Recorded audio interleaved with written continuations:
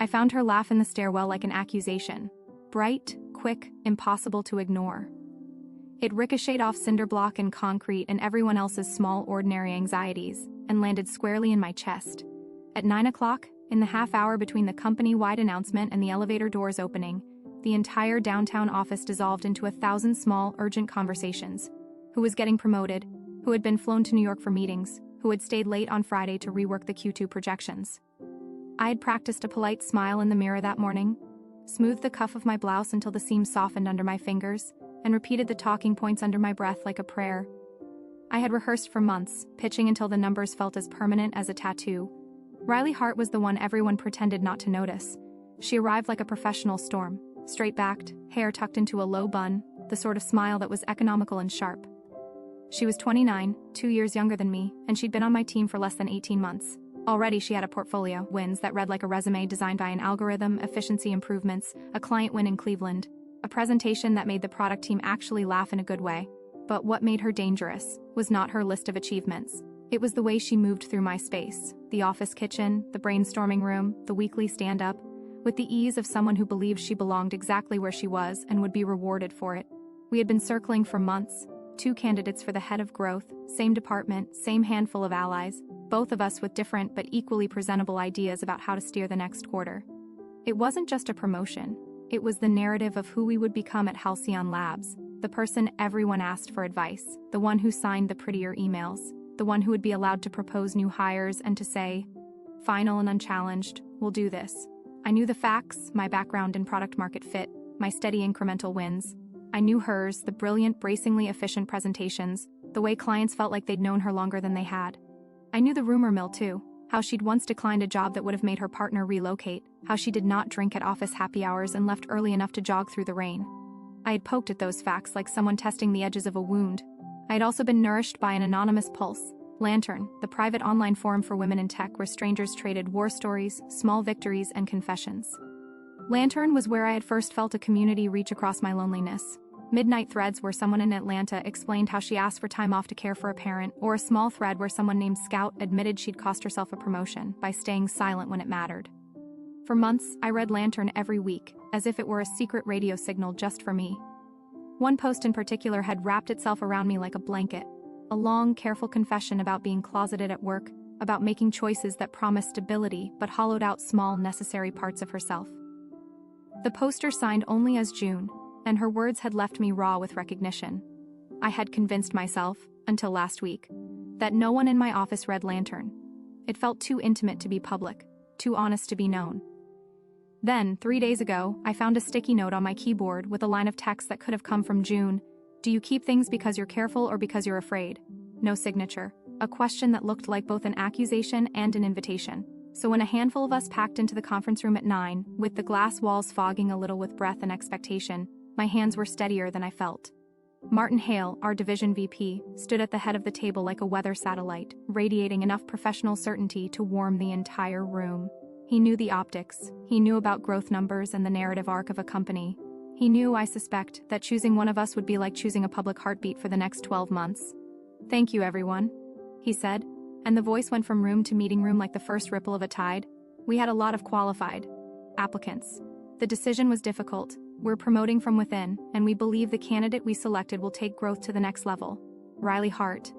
A noise like a physical thing left the space between my ribs. Applause filled the room in waves.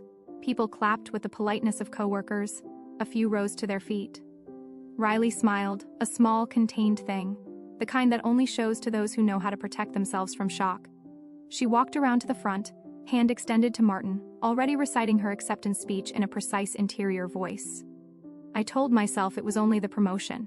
I told myself I had wanted it, I had pursued it. But what caught and stayed in my throat was not the loss. It was the way Martin's words had landed like an opening to something else, like a door that I'd pushed against and found locked. It was the sticky notes question reassembling itself into a puzzle that I could no longer ignore. Could promotion be the point at which I finally let some other things be true? Could I be both hungry for a title and honest about the things I had kept tucked away in the dark? After the meeting, the office seemed to shrink. Our glass-walled world was now full of people moving more carefully, like chess pieces. Riley tried to be gracious, circulating through hugs and handshakes. She came to my desk last as if by habit, and rested both hands on the edge of my cubicle with a politeness so precise it might have been an invitation. "Hey," she said, "you okay?" It was not a question that required an honest answer. I smiled. "Yeah, congrats, Riley." She dropped her voice just slightly. "You were great in your pitch, M. Everyone saw that." Her use of my old private nickname, M, felt too intimate for this space. I felt a small, unfair spike of something like betrayal, that she would use names reserved for late nights and forgotten emails. "Thanks." She hesitated, then said, as if choosing words from a small shared lexicon, "Lantern?" The single word prodded a memory, the sticky note, the June post. My heart did a ridiculous adolescent stutter. "Maybe. Meet me on the roof at midnight," she said, and turned away before I could say the thing I had wanted to say for months, that I had noticed her, not just as competition but as an entire person. Quiet, fierce, dangerously present. I should have gone home then, I told myself. I should have opened my laptop and pretended that spreadsheets were the only thing that mattered. Instead, I found myself wandering to my locker at the back of the office and walking up the stairwell 2 at a time. The roof was usually empty at night. The city lights wrote themselves into consolation. I pulled my jacket tight and checked my phone like a person expecting both a miracle and a verdict. Riley was already there, leaning against the low wall, hair loose around her face in a way I had never seen in daylight. Under the sodium lights she looked younger, unarmored. The city hummed below us, cars, late trains, an ambulance's distant wail, and for a moment we were islands looking out over the same dark water. "You brought me a sticky note," she said, the sentence looping back like a dare. "You sent one first," I answered, "so technically we're even." We traded small jokes, the kind people use to keep from admitting what they really mean. The air between us was dense with the possibility of confession. I wanted to ask the thing I had wanted to ask since I found the note. "Who are you, really?"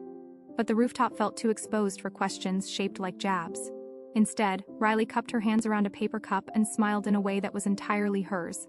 A crooked little thing that made the space between us electric. "Do you keep things because you're careful?" she asked. Same language Martin had used in the meeting, but altered, intimate. "Or because you're afraid?"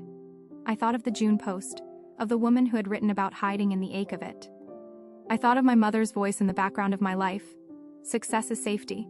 I thought of every time I had chosen to silence a part of myself in a room full of men who assumed competence came in a specific tone.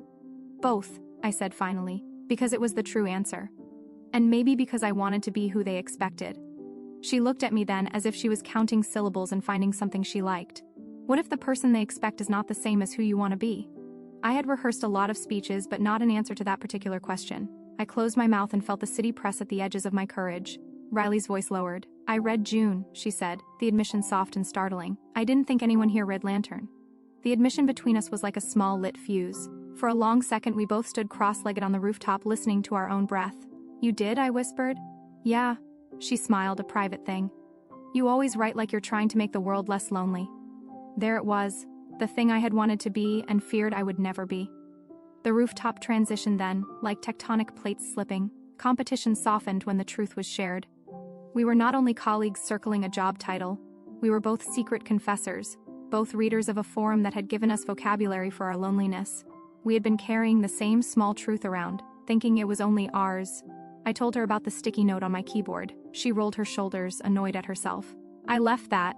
I didn't expect you to take it like a threat."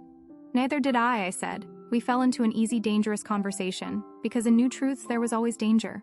Riley confessed that she had been keeping her own careful shed of secrets, a 10-year relationship with practicality, a recent breakup that had taught her something about wanting more than survival. She laughed once, and the sound was the same as the laugh I had heard in the stairwell that morning, but softer, threaded with a vulnerability that seemed intentional only on the roof. When the conversation moved to Lantern, the posts we loved, the anonymous threads that had taught us that we were not alone, we both hesitated and then admitted the unspoken. We wondered, aloud and slowly, whether the other could be June. "You?" she asked. "I don't think so," I said. "My writing there is thinner. I follow mostly. It's yours that reads like someone who has been hiding for a long time." Riley's laugh this time was quick and pleased. "You're biased. I write like someone who's already climbed out of the hiding place apparently." We traded stories until the sky paled and the cranes across the skyline looked like elongated punctuation marks. There were confessions about early internships where we had been overworked and undercredited, about the first time a woman kissed one of us, and we realized the world had edges we'd never mapped. It felt as if months of polite competition had been a costume we agreed to discard. When the clock hit 1 a.m., the cold pushed at us and we tightened our scarves against it. "Do you want the promotion?" she asked, voice precise. I thought of the spreadsheet that had become my quiet god. I thought of the voice inside me that had learned to pronounce ambition like a plea. "Yes," I said, "but not at the expense of who I am." Riley's face softened. Maybe there's another way. She reached out in the dark and brushed her fingers just once against my wrist, an almost touch that landed like a promise. Maybe we don't have to be enemies. The silence after that single touch was full of things that were dangerous precisely because they were possible. For a moment I allowed myself to imagine a future in which our success was not a zero-sum game, where we could be honest at work and still be wanted. I allowed myself to think that hiding could be replaced by a slow, deliberate reveal, one that we could choose together. We left the roof like conspirators, but the next morning the office reassembled us into roles we both knew how to play. Hallway smiles, forced eye contact, calendar invites that sat between us like boulders. We said nothing about midnight confessions, but there was a difference in our movement, a new softness under our professional reserve, a shared secret that bloomed between them like a hidden garden. And then, 2 days later, an email went out with Martin's calmly typed subject line, "A new direction for growth." I opened it with my hands steady. Riley sat across from me at the communal table and tapped her pen, willing whatever nerves hovered in the air to resolve into something less volatile. "Can we talk later?" she asked. "Yes." We both knew we were already talking, in small half-smiles and the way we rearranged chairs in meetings, but the world still insisted on its formalities. Later, after the office had emptied and the cleaning staff had wheeled in their carts, we sat across from one another with the same nervousness we would have shown at the start of a first date. For a long, precise stretch of time, we negotiated the terms of something audacious. What would it look like if we decided to go after the promotion together? What if we proposed a shared leadership model, a co-head of growth arrangement that the company could market as an innovative, equitable solution? My heart jumped at the audacity of it. It felt like the only possible reconciliation of ambition and honesty. Riley smiled in the way she did when she saw a solution that made sense. "We should write a proposal," she said, voice quietly excited. "We can frame it as complementary skill sets." It was late, and the fluorescent lights hummed like an indulgent jury. I could feel the edges of the night around us, the city outside already fading from neon into the delicate charcoal of pre-dawn. For the first time since the announcement, the promotion felt less like a winning of territory and more like an opening, a place where two people might stand together and decide how to be seen. I knew, even then, the work had only started. Real change was slow, trust was a thing you built brick by brick. We had, however, stumbled into one irretrievable truth: we were no longer simply competing for the same title. We were competing for the same secret, the secret of who we wanted to be when no one was watching, and it was suddenly a thrill to realize that our secret might be shared. The elevator dinged as I left the office that night. Riley's hand brushed mine for a second as we stepped out onto the sidewalk, a contact brief enough to be plausible and long enough to be declaration. I walked home under a sky that had been scrubbed clean by rain, and in the quiet of my apartment I let myself think of June's words again. Do you keep things because you're careful, or because you're afraid? That night the answer rearranged itself into something braver. The days that followed felt like living inside a held breath. Every exhale measured, every look catalogued. We drafted the proposal in fits and starts between meetings and client calls, our emails threaded with more than logistics. Riley would sketch an org chart and send it with a joke about middle management Tetris. I would return a version with more user research detail and a sentence that read, "Beneath the corporate jargon, I think this could work." We wrote in the margin of memos and in the quiet between sprint demos, our words folding into one another until the proposal took on the faint, improbable shape of truth. We met twice a week at a coffee shop 2 blocks from the office, an anonymous place with scuffed wooden tables and a barista who knew Riley's order by heart. Those meetings were the most honest minutes of the day. Without Martin's measured cadence or the pressure of the glass conference room, we allowed ourselves to be less precise in the ways that mattered. We spoke about the vision, scalable programs, inclusive hiring, mentorship stipends, and about the mechanics, how to present a co-lead model without sounding like a hedge, how to build a pilot that would prove the concept without overpromising. Our language in those afternoons was practical and tender, like two architects arguing lovingly over the weight of a beam. Outside the pitch, we gave each other pieces of our lives with an increasing casualness that felt like both surrender and reclamation. Riley told me about the small apartment she'd moved into after a breakup last year. The way she'd painted one wall a color so bright her friends joked it could double as a North Star.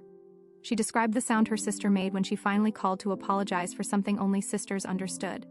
I told her about my mother's kitchen table, the one where negotiations and apologies had always been conducted over stale coffee and the brittle crust of store-bought pie. We traded stories like contraband, careful, urgent, and utterly delicious, the signature line on the proposal, a collaborative leadership model to amplify growth and retention. Felt like the least honest part of the document. That was until we spent an entire Sunday drafting the narrative section, the part meant to sell not metrics but vision. We wrote about a team where mentorship was as prioritized as KPIs, where promotions were shared goals instead of zero-sum prizes, where people could bring their fullest selves to work without the calculus of concealment. We wrote language that felt almost reckless in its optimism, and then circled back to clean it with numbers, because even rebellions need evidence. When we finally submitted the packet to Martin, the office was one of those heavy, late August afternoons where the sunlight sits like a warm opinion against the glass. Martin's reply was brief and non-committal. "Let's discuss Friday." And then a calendar invite sealed the world between us and the moment of reckoning. I felt both giddy and small. We had built a thing that was both daring and carefully documented, and now we would put it on someone's desk and ask for faith. On the morning of the meeting, the office moved with the specific kind of stiffness that comes before a change. People kept their heads down. Recliners in the lounge sat empty. My hands were steady, but my stomach had reconfigured itself into a new geography. Riley arrived with a thermos in hand and that same low-bun armor she wore on big days. For the first time since the promotion announcement, I noticed the way other people watched her, how they seemed to wake up to her presence like someone finally remembering a tune they'd hummed in the past. Martin's conference room smelled, faintly, of lemon cleaner and fresh ink. He sat at the head of the table, then gestured for us to take the 2 seats to his right. Across from us sat Maya Patel, head of people, and Jonah Kim, CFO, practical watchers with polite, unreadable faces. The 3 of them folded their hands like a jury. "Thank you for coming," Martin began. His tone was the kind that suggested a decision had already been sketched but not yet inked. "I've read your proposal, it's ambitious. We designed it as a pilot," Riley said. Her voice was a quiet instrument, precise without being brittle. "We can measure outcomes quarterly and define success criteria now." Jonah nodded. "I want to see the financials, tied to retention and revenue lift. I'm not against innovation, I'm against unproven expense." "We've modeled conservatively," I said.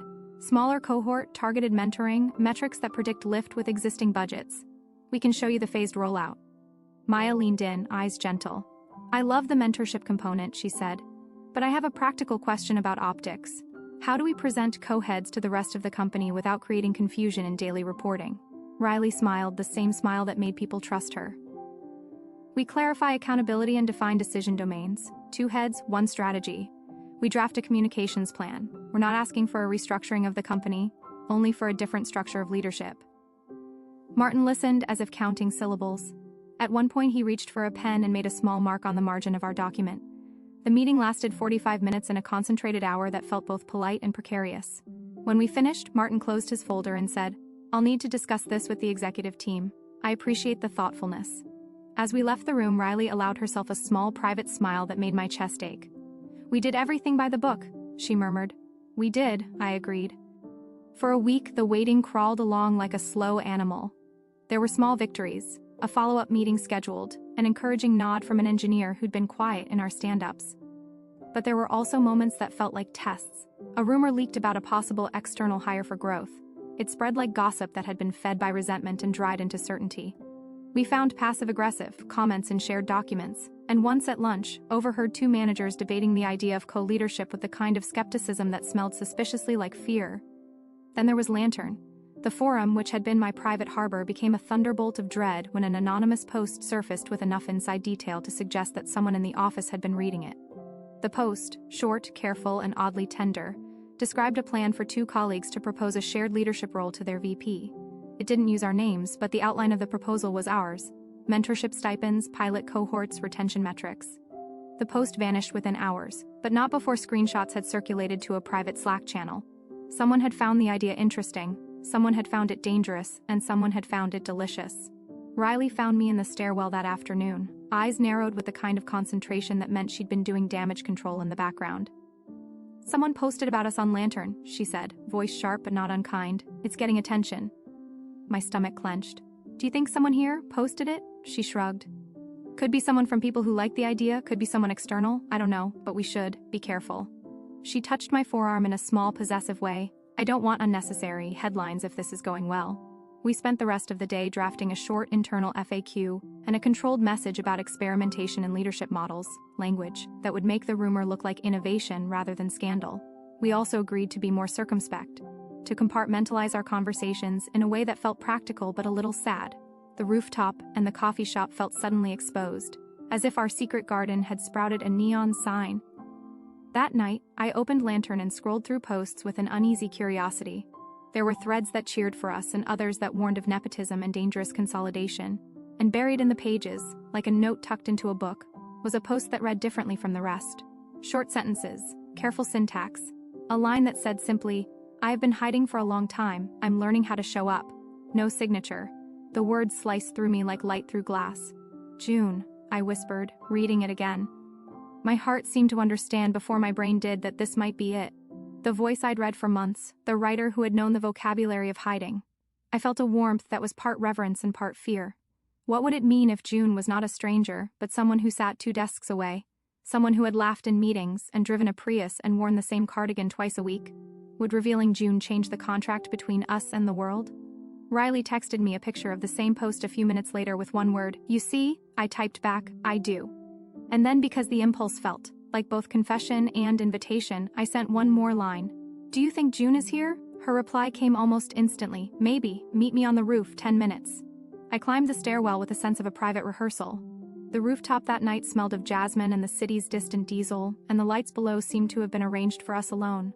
Riley was already there, hands in her pockets, looking small and luminous under the sodium glow. "Do you want to find her?" she asked. The question landed like an offering. To find June would be to give voice to something private and to risk the fragility of anonymity. To not find her would be to accept the safety of the unknown. I thought of every night I had read Lantern like scripture and felt less alone. I thought of the sticky note on my keyboard and the way Riley had said my name. I thought of the way being known could be both liberation and exposure. "Yes," I said slowly, "but only if she wants to be found."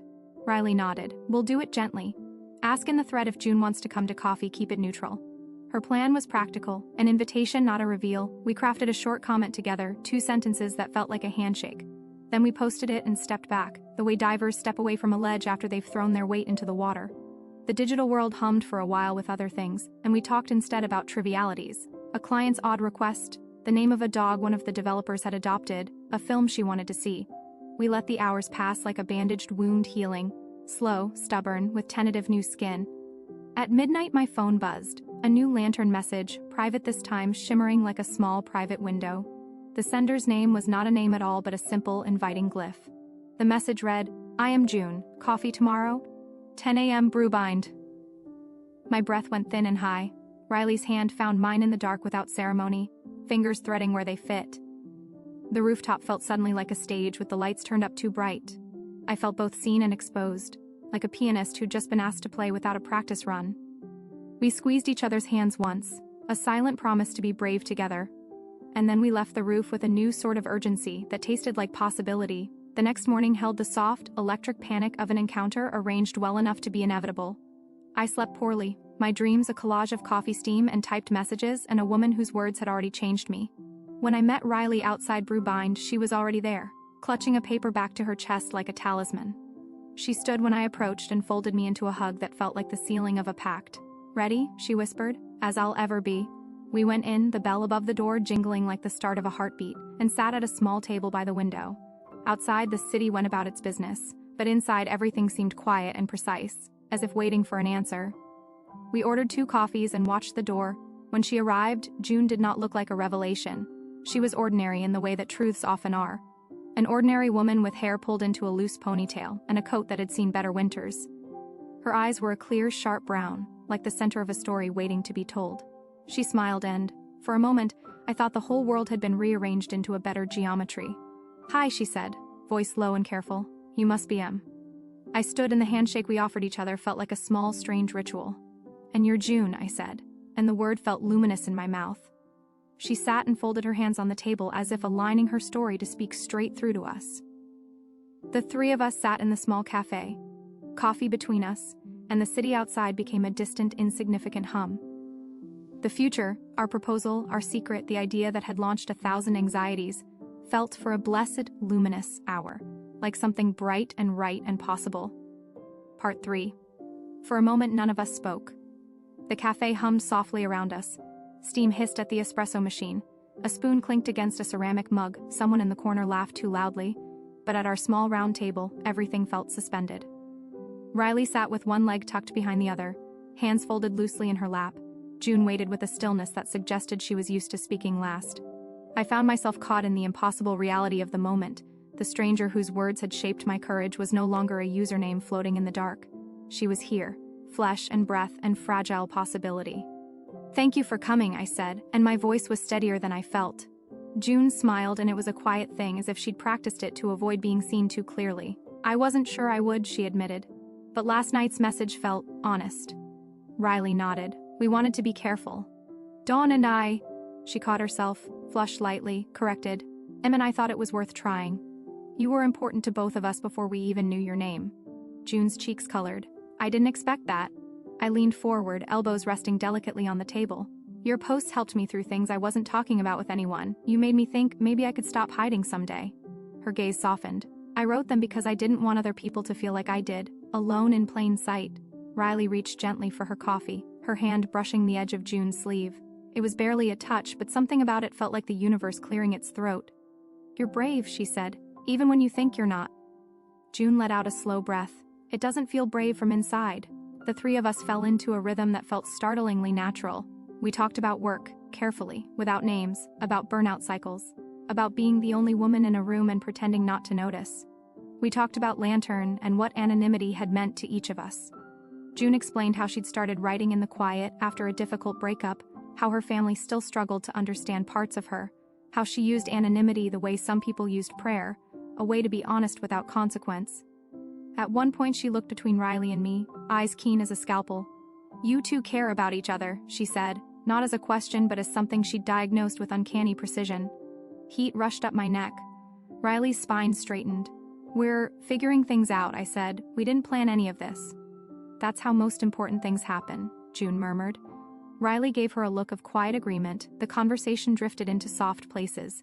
Fears, almost confessions, mistakes we didn't want to repeat. And then, perhaps because we trusted her or because the rooftop had already made truth a habit, Riley asked, "Why did you write that post about us?" June hesitated, shoulders lifting faintly. "Because I saw my old self in it," she said. "Two women trying to build something in a world that loves its hierarchies. Two women caring more for truth than for optics. Two women who might not realize that their bravery is bigger than their fear." Her eyes flicked to me. "And because when I read your comment I thought, maybe this is something I don't want to watch from the sidelines." Riley and I exchanged a look, surprised, grateful, uncertain. It was only when June's phone buzzed and she excused herself to take a call outside that the spell briefly broke. Riley exhaled hard, hands clasping mine across the table before she could overthink it. "She's incredible," she whispered. "She is," I agreed, "like a mirror we didn't know we needed." Riley squeezed my fingers. "But Em, she sees us, she really sees us." Her voice trembled in that last word, us, and my heart stuttered. The cafe suddenly felt too bright, too full of the possibility of being witnessed. I swallowed hard. "You okay?" Riley asked softly. I nodded, though the truth was more complicated. Being seen, really seen, was something I'd wanted and feared in equal measure. June returned a minute later, mouthing a silent apology as she sat.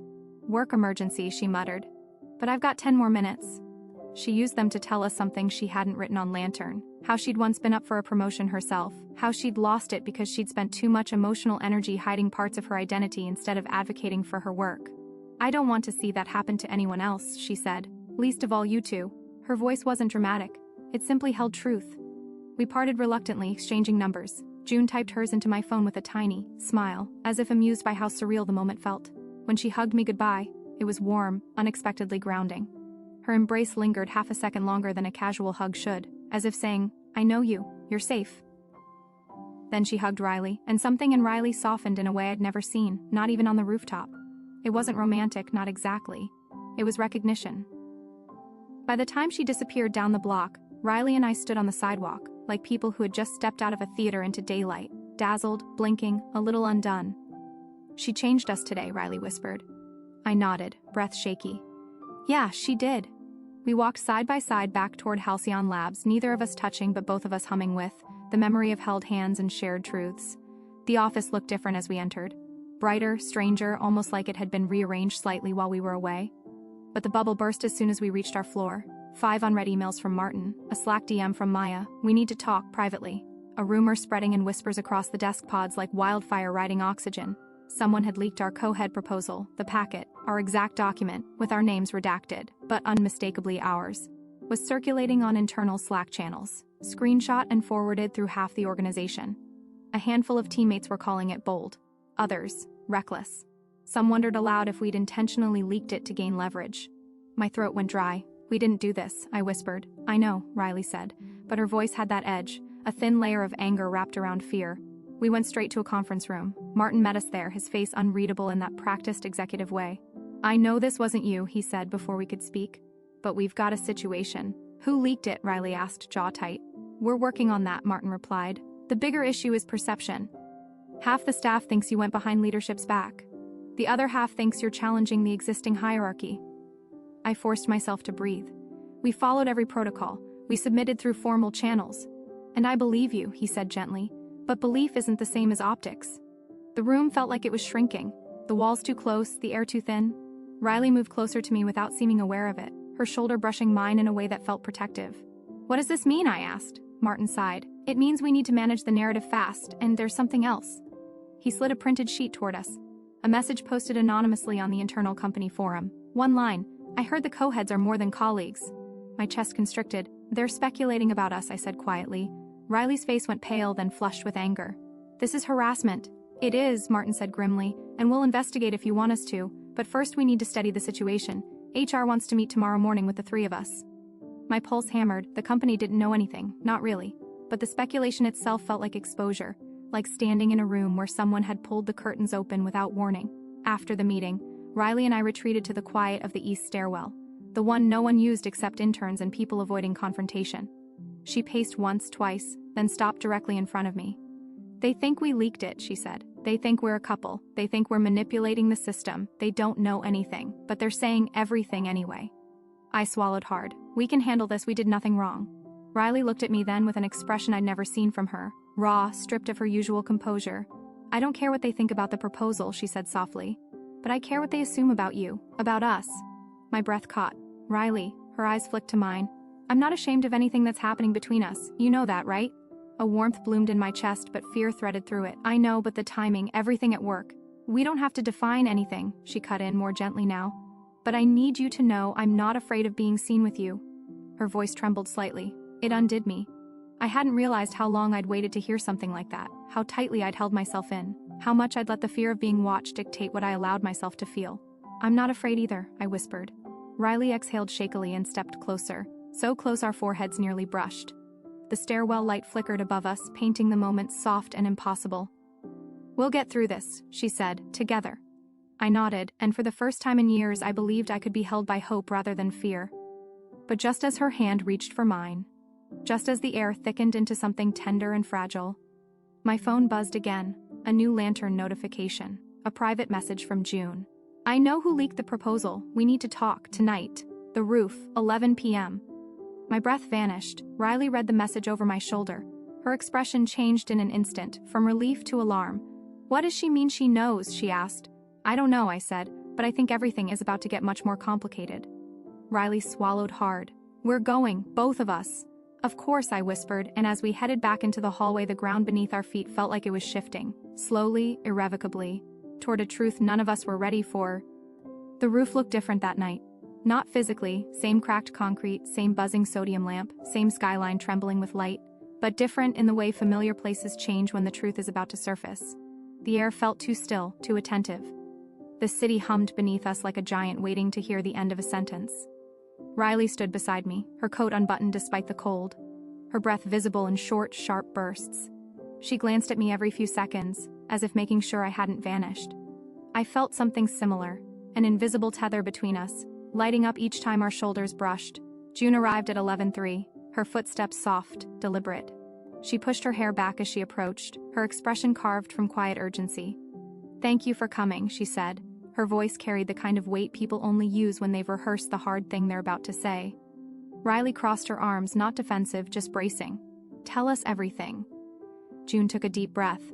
"I didn't know whether to tell you. I've been thinking about it all day. But you deserve the truth." She ran a hand along the cold metal railing, grounding herself.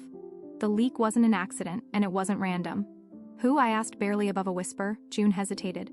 "Someone from your team. Someone who saw the packet on Martin's desk when he stepped away. Someone who's been jealous of the promotion process for a long time." The gears in my mind clicked painfully. Only a few people had that kind of access. Only a few people knew enough details to leak the exact document. "Is it who I think?" Riley asked quietly. June nodded. "Yes, Jonah." I blinked. "Jonah? He's CFO, not on our team." June sighed. But he mentored one of your analysts last year, a woman named Holly. She's the one who took the photo. Jonah encouraged her. The pieces slid into place, with awful clarity. Holly, the analyst who'd once complained to me about feeling overlooked. Holly, who often lingered near Martin's office. Holly, who was ambitious and reckless in equal measure. And Jonah, who'd been openly skeptical about innovative leadership, who loved hierarchy more than results. Why would he push her to do that? Riley asked, anger seeping through her voice. Because he didn't want a co-leadership model, June said gently. He thinks it threatens stability, and Holly wanted to prove loyalty to him. They thought exposing the proposal would make leadership abandon it before it had a chance. Riley swore under her breath, softly, controlled, like a woman trying not to fracture under the weight of betrayal. I felt something deeper, not shock, not even anger, but disappointment. The kind that breaks something delicate inside you. June stepped closer. I didn't know for sure until today. Holly posted about it anonymously on a private Lantern thread, one I was added 2 months ago. I recognized the details. I confronted her privately. She admitted it. My stomach twisted. Did she know who you are? No, June said. I didn't reveal anything. I just asked questions. Riley paced once, twice, then stopped abruptly. This is going to explode tomorrow. HR, Martin, the rumors. How do we even walk into the office after this? June's eyes softened. Together. You walk in together. The words hit harder than I expected. They weren't romantic, not exactly, not the way Riley's had been, but they carried a truth I needed to hear. That's what they're afraid of, June continued. Your unity, your clarity, the idea that leadership doesn't have to look like a single voice, and the idea that you don't have to hide. Silence washed over the rooftop, heavy and bright. June, I whispered, how do we keep this from breaking us? She looked directly at me, her gaze steady, warm. By remembering who you were before all of this, and who you're becoming now. Riley stepped closer to me, her shoulder brushing mine again. My pulse jumped. And what about you? Riley asked June. Why did you get involved, at all? You didn't owe us anything. June smiled faintly. You owe people truth when you can give it. I spent years terrified to do the right thing. I'm trying not to be that person anymore. Then she reached out, touching my forearm lightly, gentle, grounding. You're allowed to want good things, both of you. Her words landed like a benediction. A gust of wind swept across the roof then, scattering a few leaves and snapping the moment into movement.